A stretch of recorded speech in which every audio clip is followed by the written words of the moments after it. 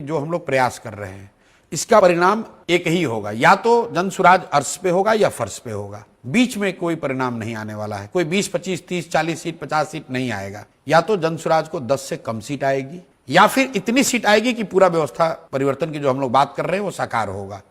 अर्श पे या फर्श पे, तो संख्या की चिंता मत करो आप, या तो 10 के नीचे या 170-75 के ऊपर, उसके बीच में नहीं नंबर आएगा। आप ये इस काल्पनिक स्थिति में भी नहीं जाना चाहेंगे कि अगर बीच में आ गया तब क्या करें? नहीं आएगा। मैं जो चुनाव को समझता हूं, जब जनता वोट करती है तो जनता सिर्फ सरकार के लिए वोट नहीं करती है। जनता ये तय करती है कि कौन सरकार में रहेगा, कौन विपक्ष में रहेगा और कौन सड़क पे रहेगा।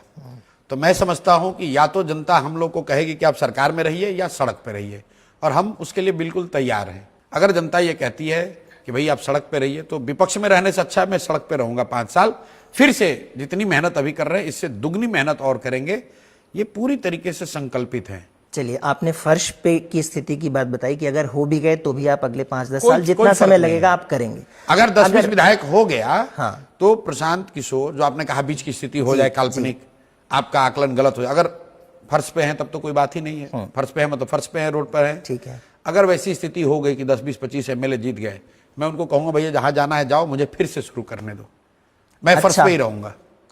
आप उनको छोड़ देंगे? छोड़ देंगे, उनको बोल देंगे भाई जाओ किसी दूसरे दल में शामिल हो जाओ। ये तो बड़ी बात है। इस तरह से कोई बड़ी बात नहीं। हम यहाँ विधायक बनने नहीं आए।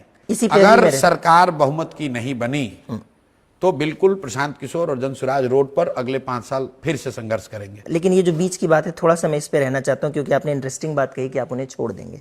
लेकिन जो आपके साथ इतना कमिटेड है, आपके सिर्फ ये कह देने से कि जहां मर्जी हो चला जाए, शायद नहीं जाएगा, वो आपके साथ छोड़ देने का मतलब क्या है कि जनसुराज रोड की ही राजनीति करेगा। ठीक है, लेकिन सरकार कैसे बनेगी? भाई सरकार मान लीजिए त्रिशंकु हो गया तो सरकार कैसे बनेगी? न बने। अच्छा, न बने, लेकिन किसी को सपोर्ट नहीं करेंगे। सवाल ही नहीं पैदा, किसको सपोर्ट करेंगे? यही मैं समझने की कोशिश कर रहा हूं। सवाल ही नहीं पैदा। अगर ऐसी स्थिति आ गई कि जनसुराज के कहने से ही सरकार बन रही हो या न बन रही हो, तो जनसुराज फिर से चुनाव चाहेगा।